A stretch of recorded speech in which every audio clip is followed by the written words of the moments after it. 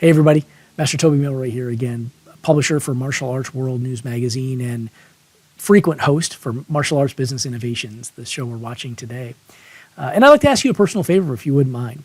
If you wouldn't mind, please help us spread the word, right? Help us help more people in the martial arts industry, help more school operators and more instructors teach better classes, grow their business, build their brands, build their reach into their community by helping us share and like and subscribe and hit the notification bell on this video, right? It really sort of helps goose the Facebook algorithm or the YouTube algorithm and helps more people like you discover this content, discover our videos, and discover the type of content that we provide. So thanks so much. I really appreciate that. So hit like and subscribe and hit that little notification bell. And I'd love to see you. I'd be happy to see you and excited to see you at an upcoming live event. Thanks so much. Appreciate it. Speak soon. Welcome to Martial Arts Industry Innovations, presented by Martial Arts World News Magazine. Here, you'll get the latest news and information about the martial arts industry and discover the latest tools, tactics, innovations, business systems, teaching strategies, and much more to help you grow your school, career, or martial arts business. You'll also hear from some of the most successful school owners, innovators, instructors, industry influencers, and thought leaders in the world, sharing proven strategies and solutions to take your martial arts school or business to new heights. Join our mission at Martial Arts World News Magazine to raise the standards of martial arts business professionalism throughout the world.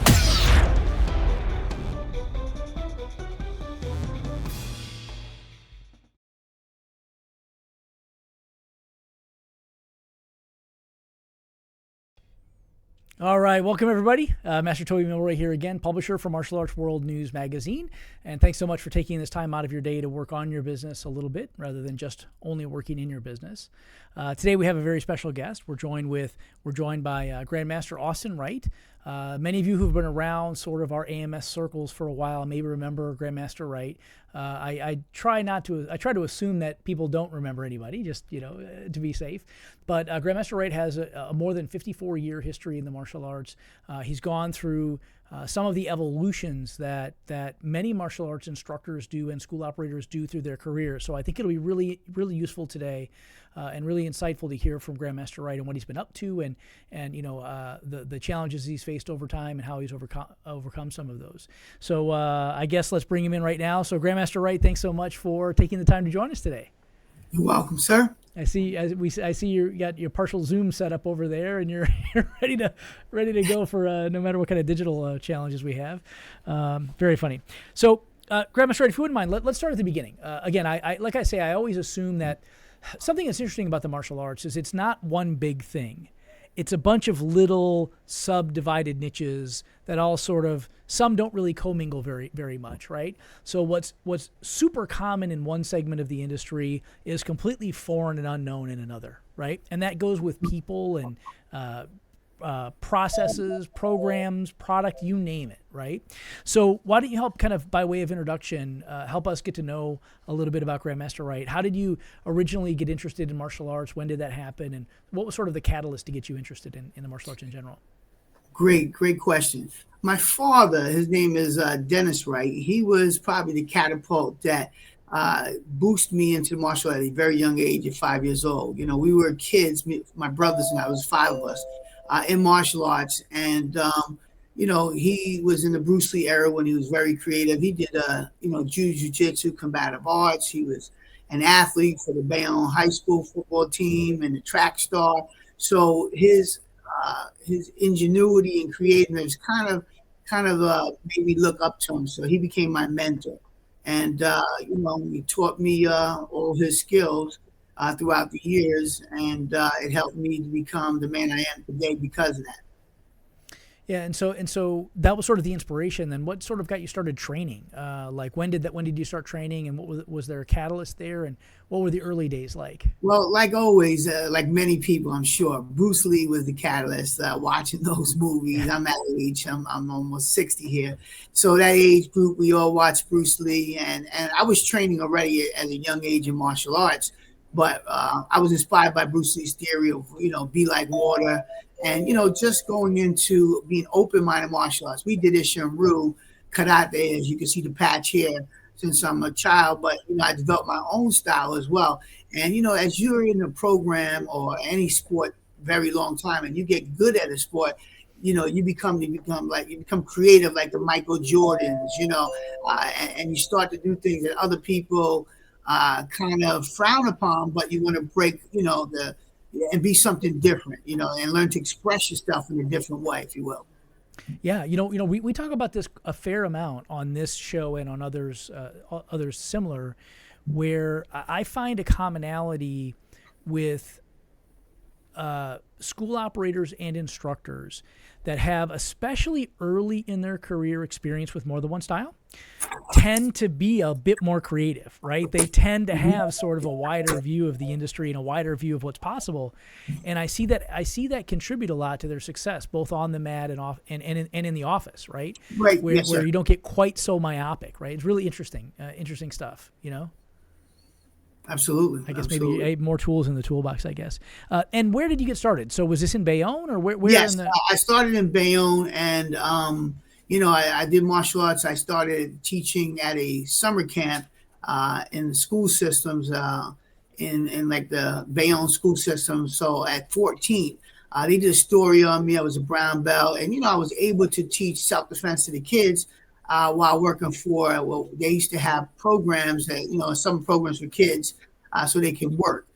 From there, I went to the Air Force and I established the U.S. Air Force Martial Arts Club there on Seymour Johnson Air Force Base.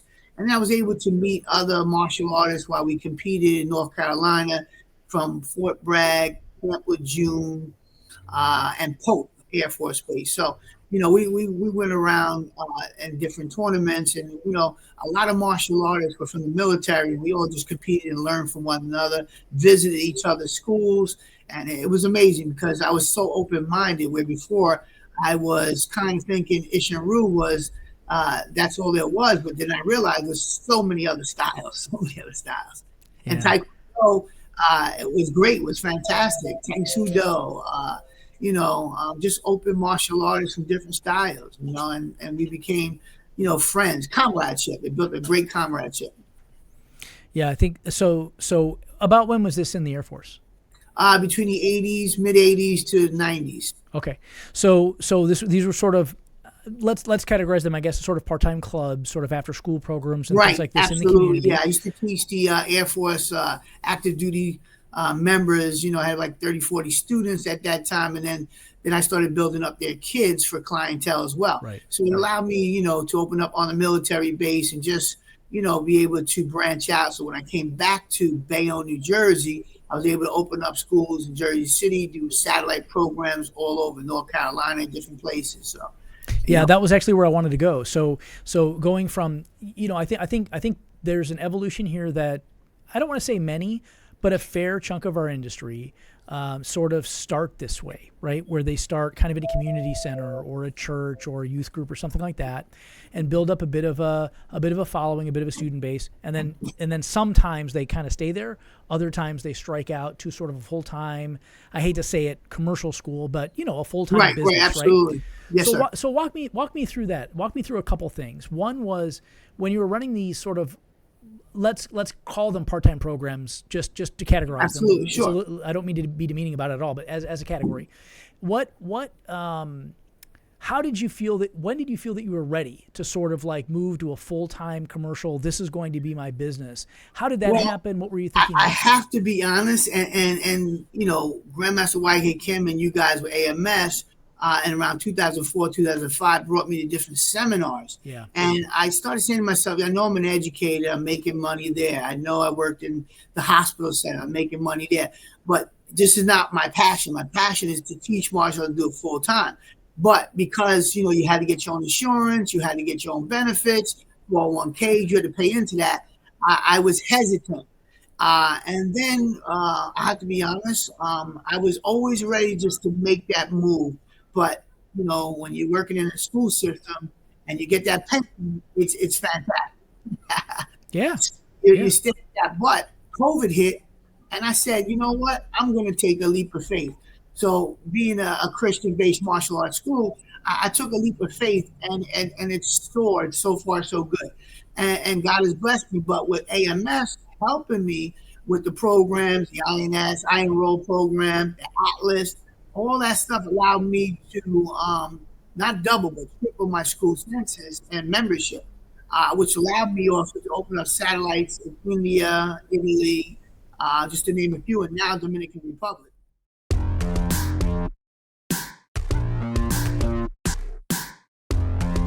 As I started working with Harry and Friends, boy, my complete 180, much better than I could deliver just by myself.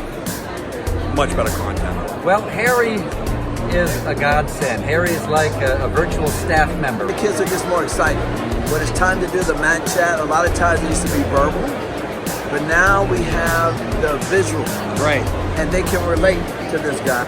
We have been a long-time Harry and Friends customer with our little ninjas going on, we think, around 10 years now. How many schools do you guys have that are using Harry and Friends? 5 schools. Excellent.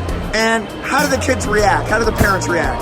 They love it. Harry is a big part of our We Warriors program. Kids love him. They will do things that he says that won't do if we tell them to. They definitely won't do it if their parents tell them to. Makes the parents a little jealous, but they love him too. Check it out, guys. You got to do Harry and Friends. Okay, everybody. Where is Harry today? It's great. At Martial Arts. Do you feel like you're getting crushed under the tremendous weight of managing your martial arts school? Crawl out from beneath the burden and reach your potential. Lighten the load and let Atlas Martial Arts Software do the heavy lifting. Visit tryatlassoftware.com to see for yourself and get 7 free gifts valued at over $400. Check out the latest issue of Martial Arts World News Magazine, the industry trade journal for martial arts school owners and instructors at mawnews.com. And now, back to our show.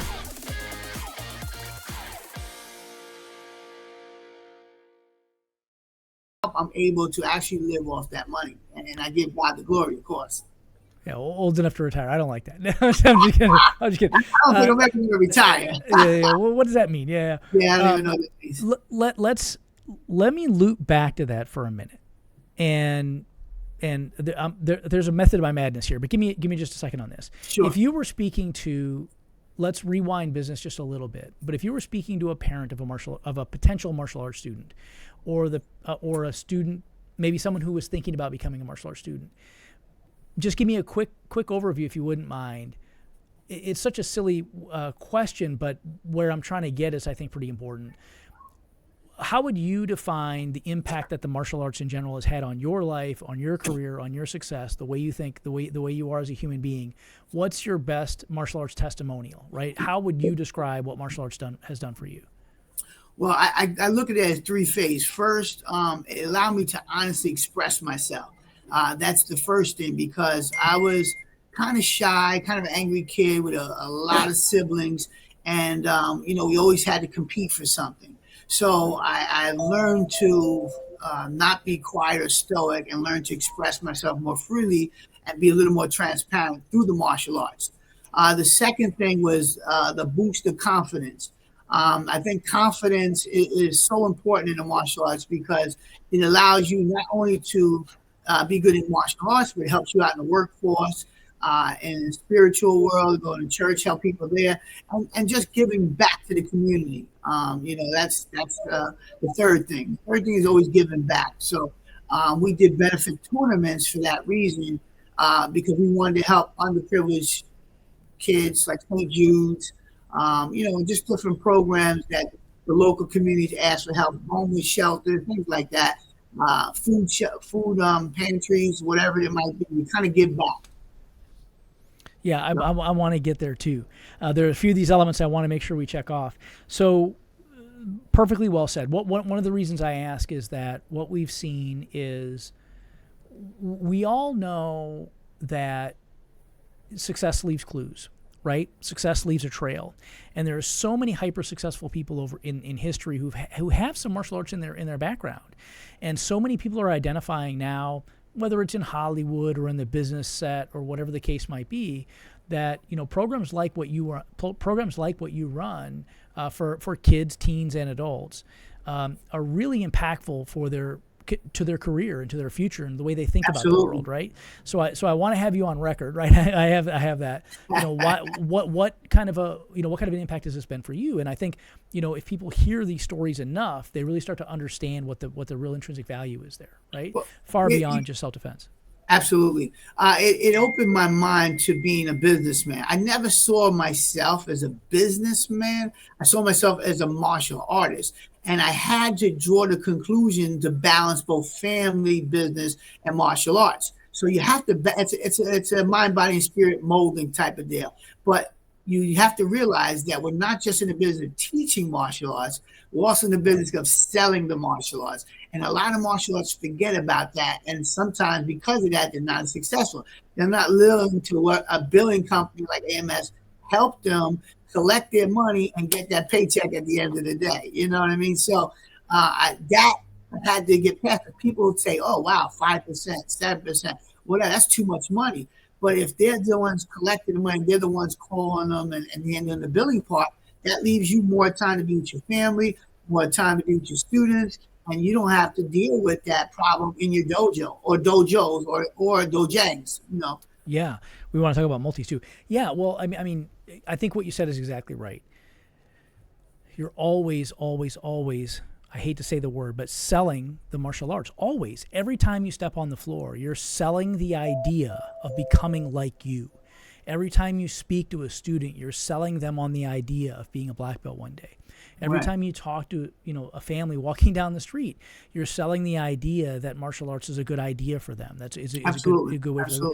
It doesn't sound you have like to be a little charismatic, Mr. Milroy. So Master Milroy, charisma is a good thing, but if you're not convinced, then you can't create more students, which you become a leader, and that's how you become successful, because you're able, like you said, to talk to people who want martial arts, but they have to know that it's not about beating people up, it's not about taking your frustration, it's about building confidence, fitness, and like I said, mind, body, and spirit as one. Yeah, that's 100% right. The nobody who's really, really good at this stuff should ever come across like a used car salesman, right? Absolutely. What we come across as, because it's true, is the genuine way we feel about this thing, right? That's all it is. Sales is nothing more than yes, passion. The way I've heard it defined, I think. Oh gosh, I'll remember who I'm quoting it from, but sales is nothing more than a transference of enthusiasm from you to them. There you go. If you're that enthusiastic, it's hard to say. Absolutely, right? That's a good phrase. so let's talk about that. So you've now tripled, the locations. You've got a couple of locations in New Jersey. You also have these satellite schools. Walk me through what that looks like. Walk me through these satellites and how they evolved. We had students from Italy, and then they went back to Sicily to be with their family. There's laws that allow the kids to come and not come, so they decided to stay there. But since they were passionate under us in martial arts, one of the gentlemen, Carmen Filippone, decided to, he's a sensei, open up a dojo in his neighborhood. He was doing great for a while, and then COVID hit, and he's struggling at this point. But we're trying to keep Ishinru out there alive, because and Universal Warrior Arts best we can with him, because he's an open-minded sensei. We also had another guy named Prem Tish. He also opened up in India, and same thing happened to him. COVID changed his outplan, so he's regrouping and rebuilding his program as well. So and Italy had a very draconian response to COVID too. I mean, shut everything down for like a year. Yeah, absolutely. It was tough. Yeah. So these are internal native students who came to you through some means, were so inspired to carry this back to their nations, carry this back to the country, and now they're sort of spreading that word there, which is really fantastic. It's pretty interesting stuff. And you've also translated a lot of the success in operating these businesses to nonprofits, 501c3s, charities that you're involved with. Right. Tell me a little bit about, let's start with U.S. National Team Alliance, is a nonprofit organization for competition. So walk me through what that looks like. Yeah, so we were scouted by Dr. Jim Thomas in the early 2000s. and he wanted us to compete for his team internationally. So, of course, we decided to go into Jamaica and compete, and we saw a variety of different martial artists and skills out there as well. They had everybody from Africa, Jamaica, Korea, just different continents. And, we got a chance to exchange technique, compete against one another. And, what's great about that is when I came back from there, I was able to do a nonprofit under him, do regional tournaments under Dr. Thomas. I also did some Ishin-Ryu seminars and different things with different organizations, but I was able to give back to St. Jude. So I coined a phrase called fighting for a cure. That I gave proceeds to St. Jude's over the years until, COVID, and we can no longer run tournaments. So I'm waiting to open up shop again, run a nice benefit tournament, go back with St. Jude again. And I probably will go under the Alliance, but also the UWA Federation that I established in 1998. So, we want to give some credit to our organization as well as Dr. Thomas's and just different other people we're networking with, because that's the key to all this martial arts is networking. AMS people, Tang Soo Do, Taekwondo, you name it. We network with Ichi-Ryu, Shorin-Ryu. I mean, there's so many different styles, jiu-jitsu, MMA fighters. And, when you're open-minded, you bring different varieties of martial arts to you, but you're not set in one narrative. So your narrative is pretty wide. Hey son, let's do something different this weekend. How about we take in a museum? Yeah, that sounds good. We could learn about the samurai. Yeah! Or how about the Hawaiian Lua warriors? Ooh, the mighty sumo! Hey, how about the Martial Arts History Museum? That way we can learn about them all. Yeah, that sounds great.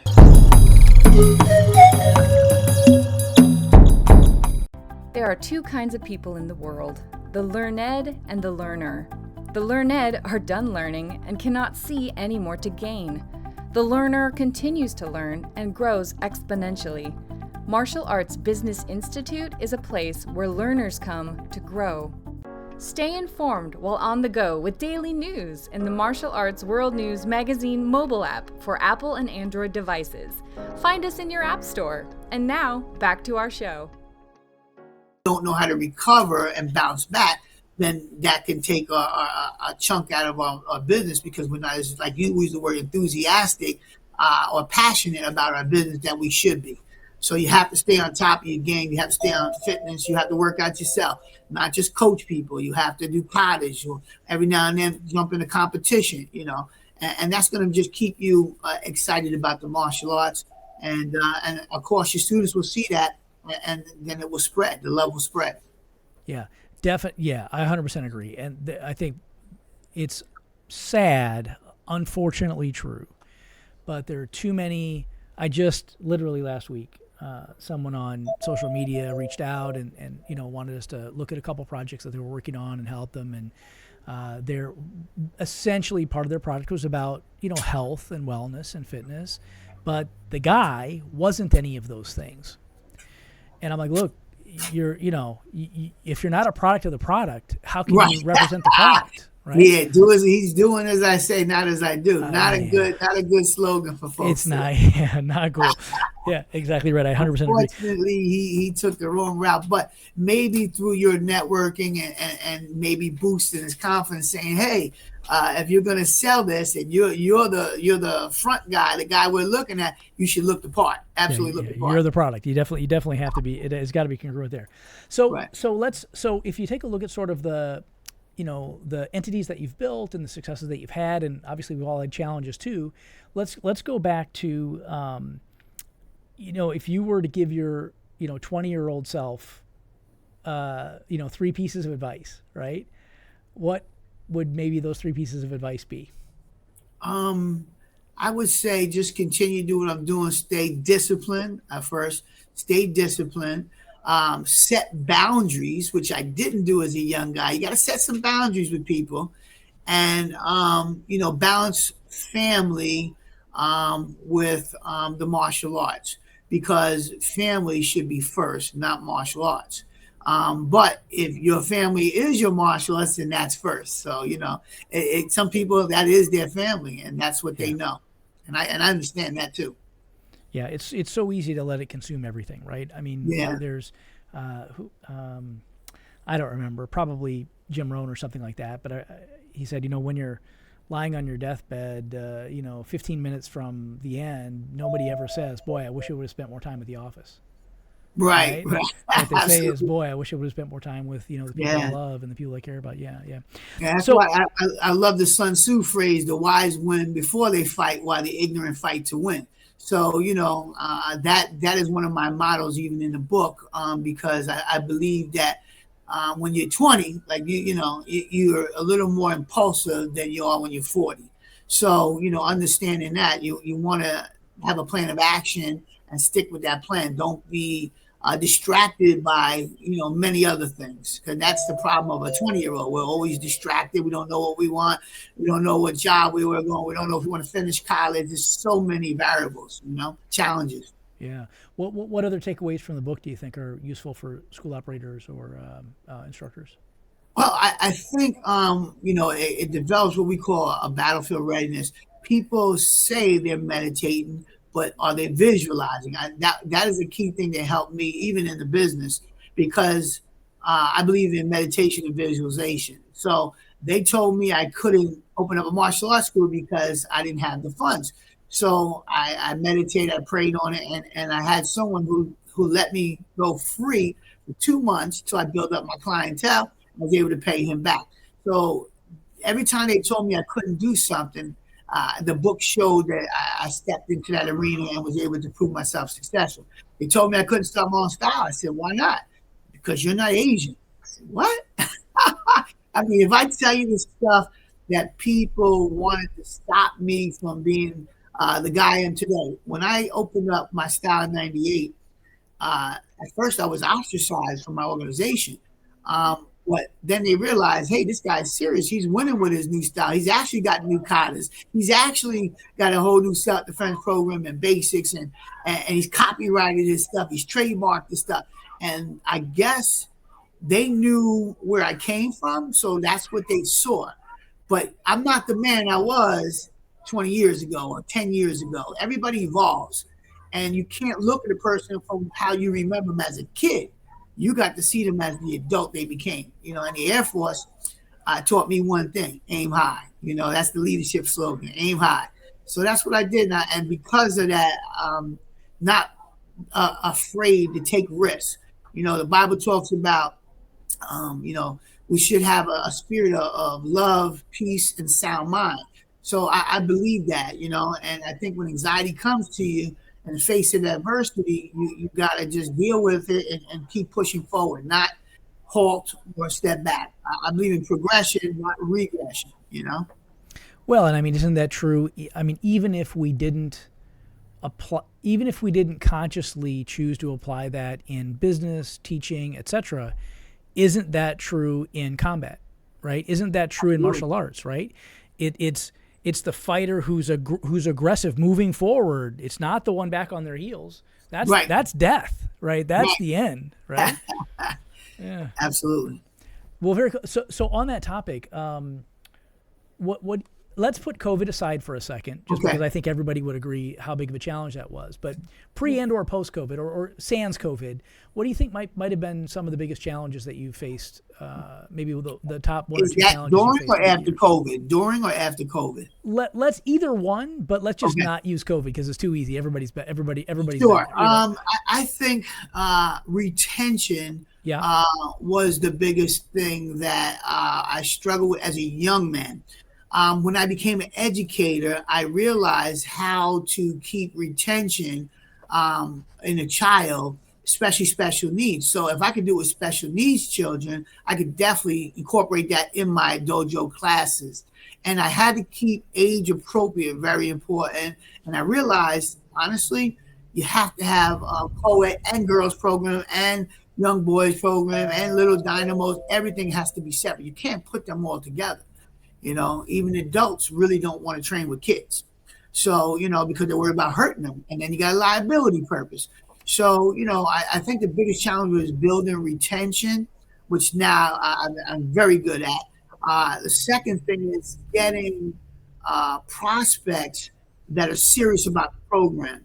So we realized a child from age 5 to 12 will last longer in martial arts than an adult after age 25. It's just a fact. They got more time. Parents are putting into their children. They want them to succeed. They know that martial arts could be their base. Yeah. And even for college, military, trade school, what have you, And a lot of my kids have been successful in college. We started a program talking about giving back. I have a sensei now, the 5th down with me, and that was in a PS number 11 school program, after school program. I started with a principal named Chester Kaminsky. He was one of my black belts, and we were able to take kids from the street. And now he's a school teacher. He had his own dojo, but they said he couldn't. They kind of gave me a challenge. Can you take a kid out of they called it the hood back in them days, and have him successful in society? I said, absolutely. I'm a product of that. So why can't I lead by example? I came from the projects. I grew up poor. I did not have a silver spoon in my mouth, for sure. 6 boys in one room. That's how we were raised in the project. It was kind of tough. But all that helped me to be successful because I realized I wanted better for my kids. And so the martial arts, all my kids are black belts, by the way. Yeah. And they didn't get a choice. They didn't get a vote, because I said, once you get into college, you can do whatever you want. You don't have to do martial arts anymore. But, my daughter came back, my son came back, and I got one in college now.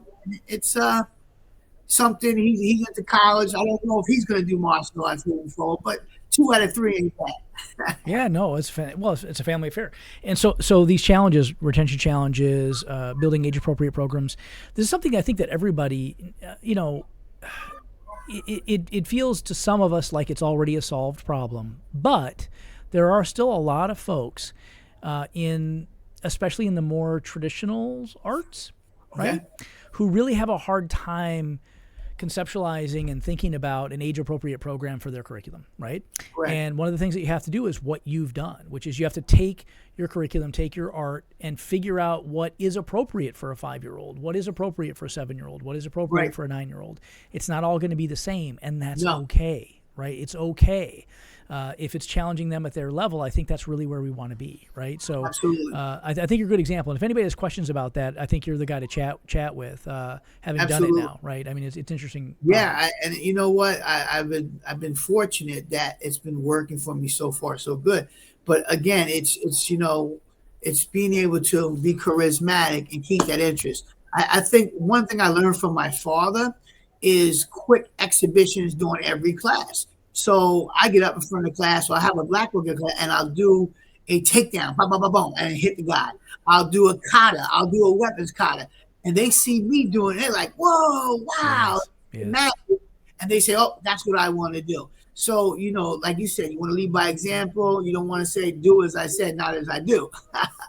So I'm a product of I'm actually, like you said, a product of my company. A product of the product, yeah.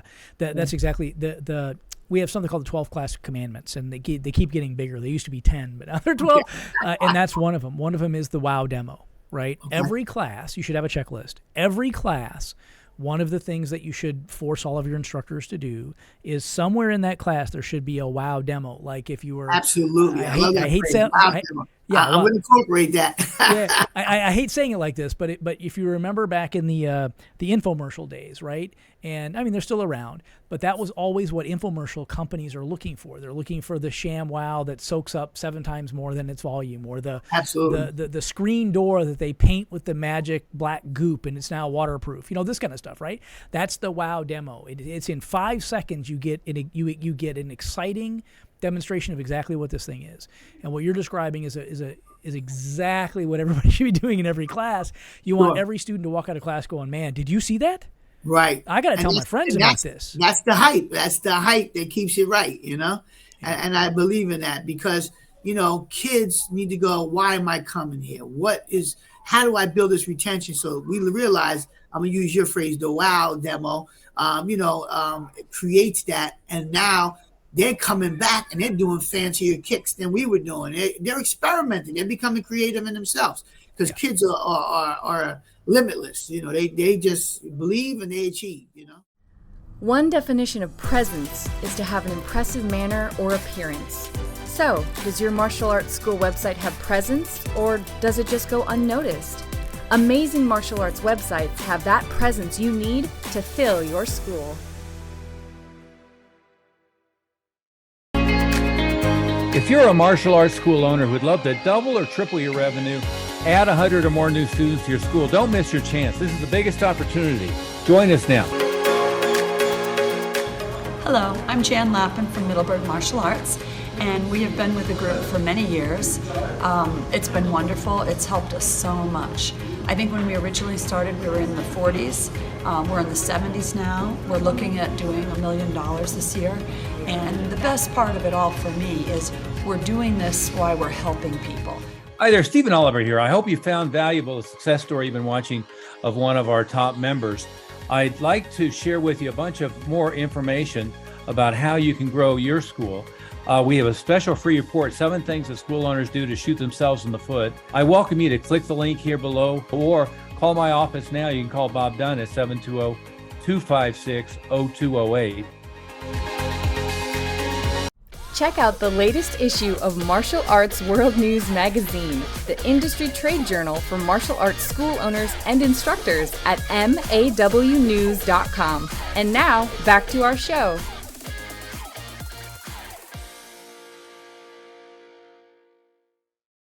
Student body, Absolutely. like you're describing. So really, really useful.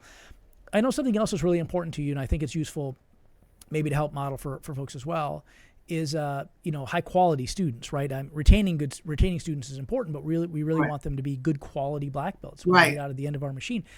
Talk to me a little bit about how you think about that, and maybe some systems or some control mechanisms that you have in place that help Well, you I feel good try about that. to plant seeds. I'm a big believer in planting positive seeds. So I explain to all new coming quality students what my mission is, what our goals are for the future, and ask them if they want to be part of it. This is what I expect from you. We call it CHI, character, humility, and integrity. But first, you have to be open-minded and be submissive, because a good student starts what? From the bottom.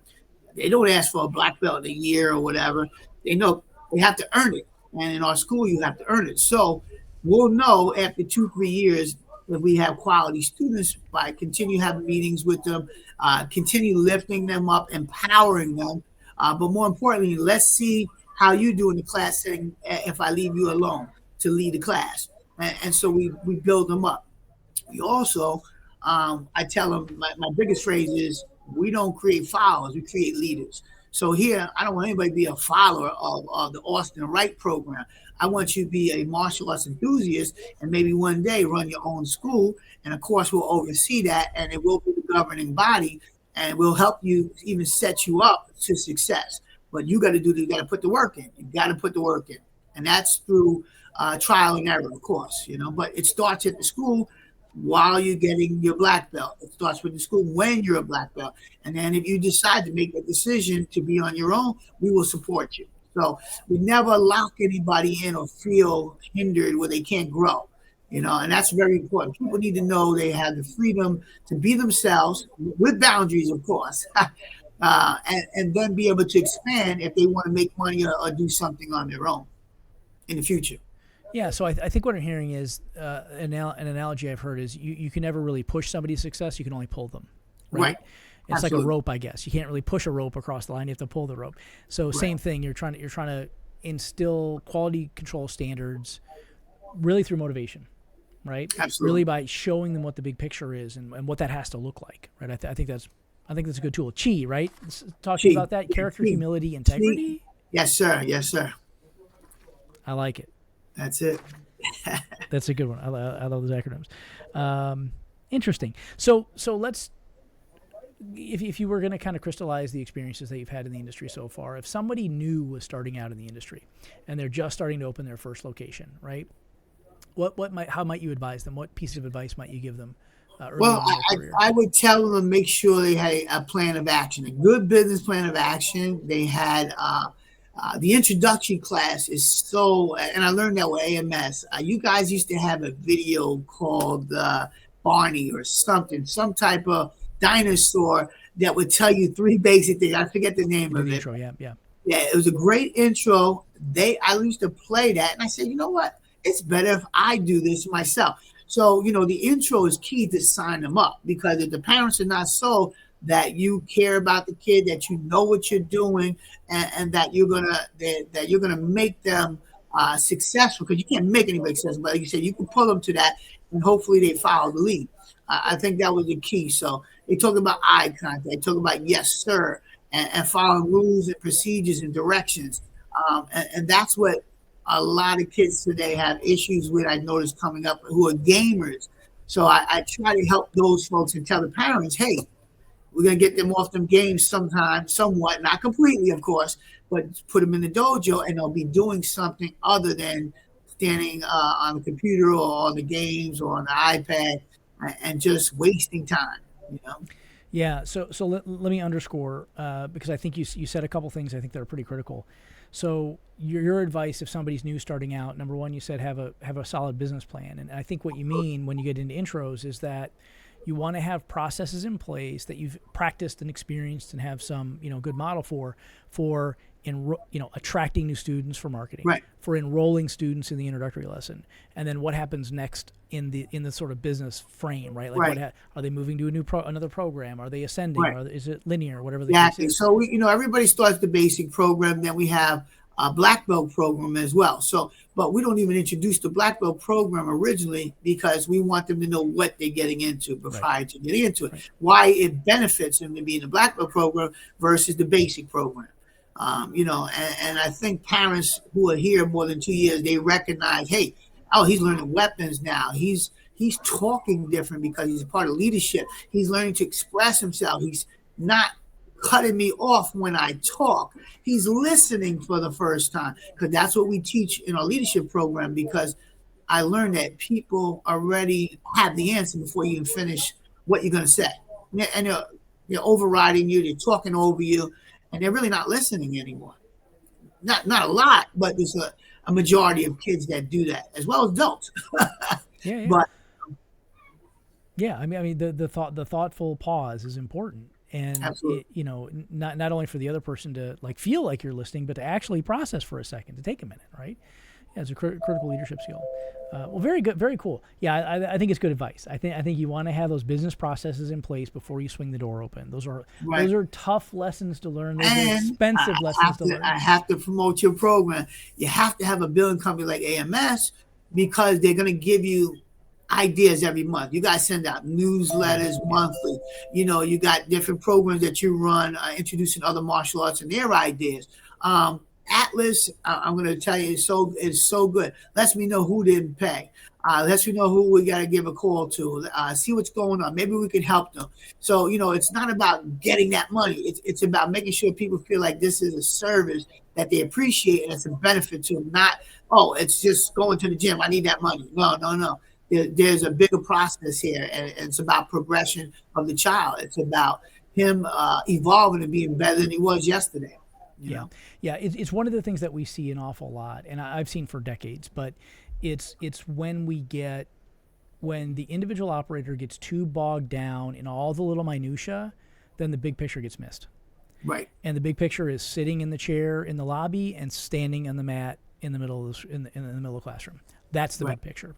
And anything you do that takes away from that can be problematic, right? So I agree. Having those systems in place is pretty important. Keep up with the latest trends and news in the martial arts industry. Stay informed about what the leading professionals are doing to keep their businesses at the top of their game. Your school will never fall behind the competition when you subscribe to Martial Arts World News magazine. Of course, you have to get paid to keep your business afloat, but you probably don't enjoy the process of collecting funds from your students. In fact, school owners hate collecting bills and to have to be a bill collector. Your role should be that of a trusted expert, mentor, and role model, not a collection agent. Let AMS Billing help by taking the burden off your shoulders to ensure that you maintain a quality and sacred relationship with your students. Your students deserve the service. You deserve the peace of mind. Stay informed while on the go with daily news in the Martial Arts World News Magazine mobile app for Apple and Android devices. Find us in your app store. And now, back to our show. Because it would give me hope in the moments of despair on that island. Something to read other than my own thoughts, And I don't want to be worried about war because the only war would be in my mind at that point. Yeah.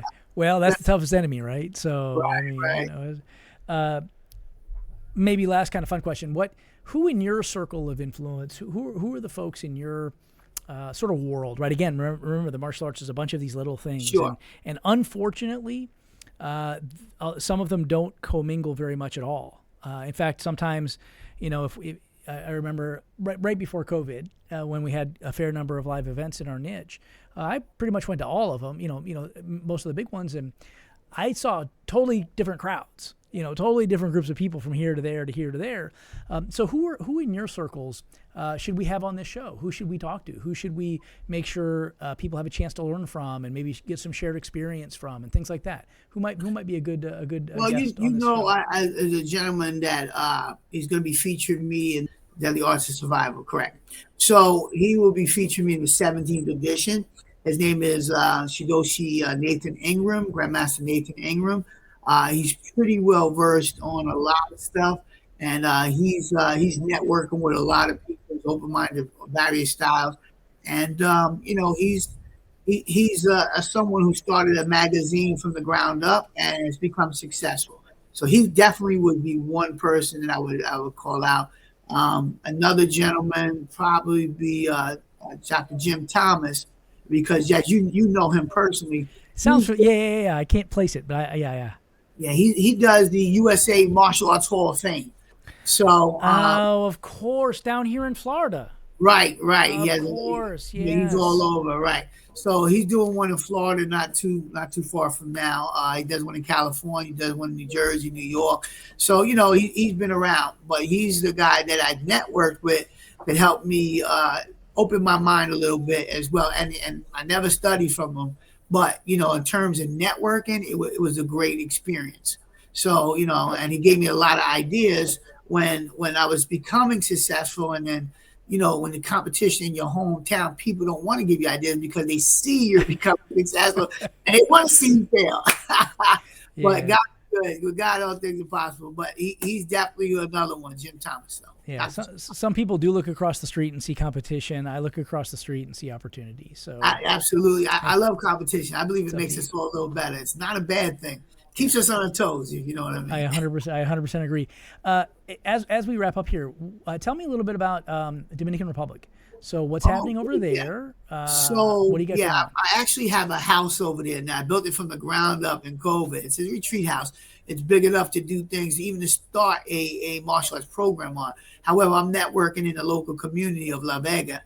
And as we're speaking next week, I'll be going because I'm looking for a nice gym that I could first, promote out of before that major overhead. And the problem I have to deal with is going back and forth.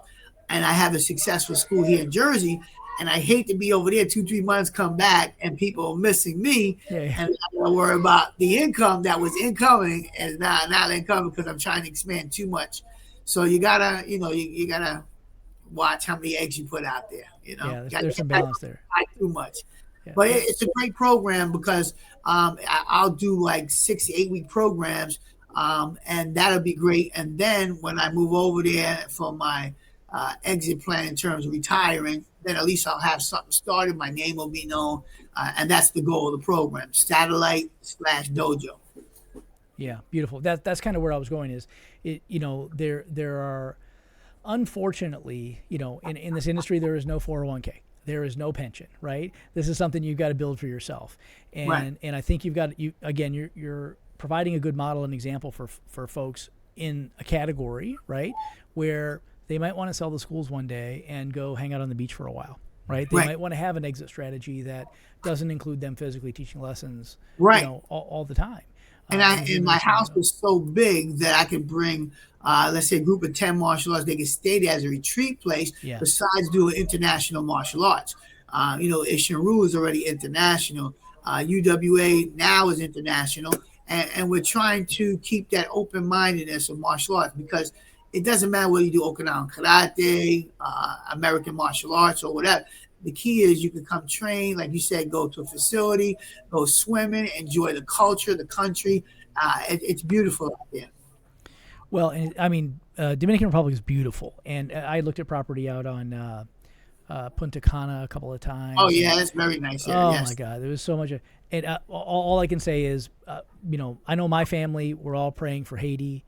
Right. We're Yeah, I'm praying for hearing a peaceful lot of stuff going on there. Absolutely. Oh, it's just such a tragedy. We're praying for a peaceful resolution, and hopefully, cooler heads will prevail, and we'll come to some conclusion there. But oh God, but Dominican Republic is just absolutely beautiful out there, and there's a big expat community, a contingent in especially on the east side, and just unbelievably beautiful natural beauty down there. Reminds me of Costa Rica a little bit, but just absolutely beautiful place.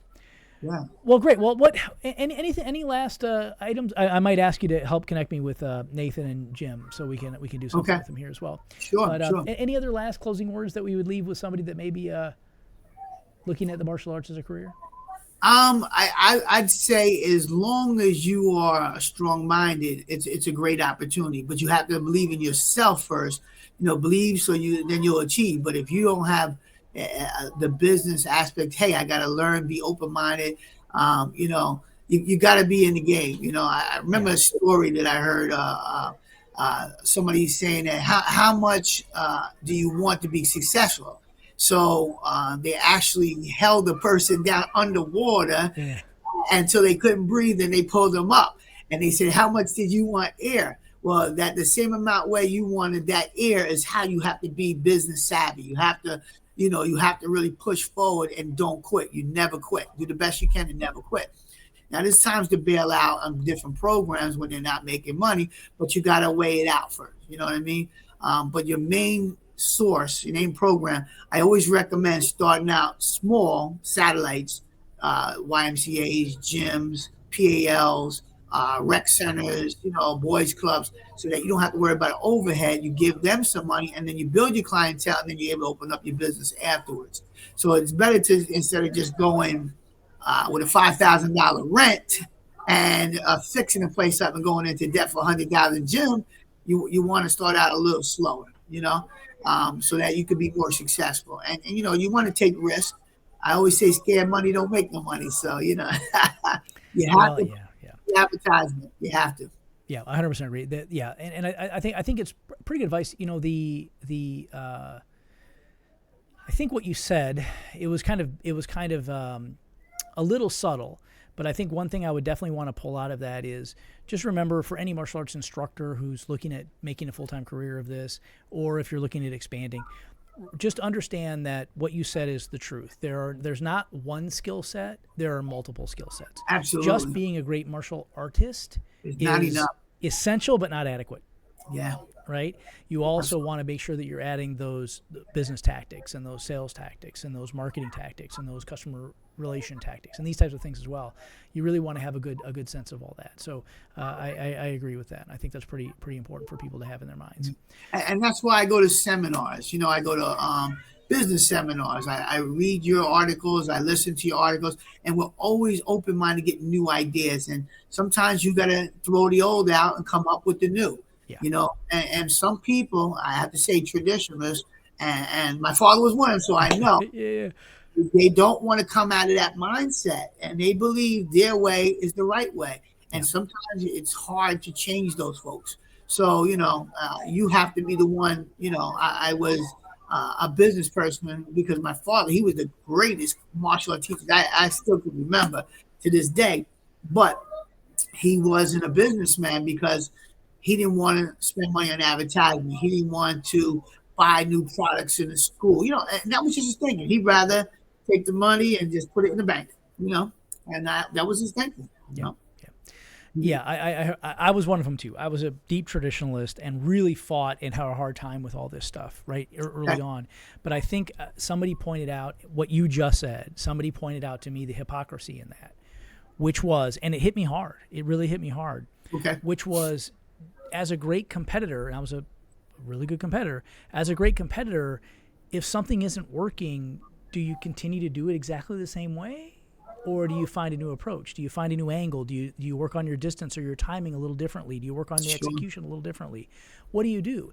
And as a great martial artist, we find a way to make it work, right? We find a way. We find the way that will work, and we should just apply the same discipline. That's a great phrase. Adapt. So in the military, we're taught to adapt to different situations, and you never attack anyone the same way. You always, you fight the problem, not the person. Yes, there you go. I like it. I like it a lot. Yeah, I like it a lot. Yeah, well said. Well, Grandmaster Wright, thank you again so much for the time today. We really appreciate this. I think folks, school operators, instructors, maybe even people who are thinking about taking that leap in their career, I think they'll get a lot out of your time today and what you had to contribute. And I really appreciate it. I thank you so much, and I look forward to speaking next time. Okay. Thanks everybody. Thanks for tuning in. We really appreciate it. We'll speak soon.